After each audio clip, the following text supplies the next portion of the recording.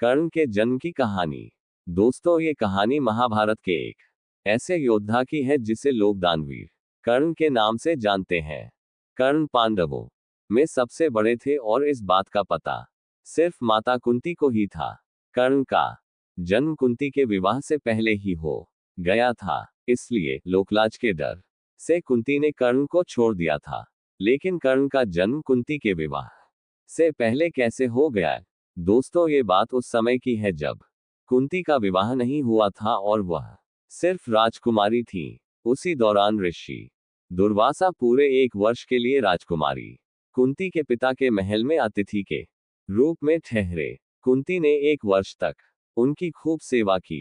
राजकुमारी की सेवा से ऋषि दुर्वासा प्रसन्न हो गए और उन्होंने कुंती को वरदान दिया कि वो किसी भी देवता को बुलाकर उन देवता से तेजस्वी संतान की प्राप्ति कर सकती हैं। दोस्तों, वरदान प्राप्त होने के कुछ समय बीतने के बाद शादी से पहले एक दिन कुंती के मन में आया कि क्यों न वरदान की परीक्षा की जाए। ऐसा सोचकर उन्होंने सूर्य देव की प्रार्थना करके उन्हें बुला लिया। दोस्तों, सूर्य देव के आने और वरदान के प्रभाव से कुंती विवाह के पूर्व ही गर्भवती हो गईं। कुछ समय बाद उन्होंने एक पुत्र को जन्म दिया जो सूर्य देव के समान ही प्रभावशाली था। साथ ही जन्म के समय से ही उस शिशु के शरीर पर कवच और कुंडल थे। कुंवारी अवस्था में पुत्र की प्राप्ति के कारण लोकलाज के डर से कुंती ने उसे एक डिब्बे में बंद करके नदी में बहा दिया।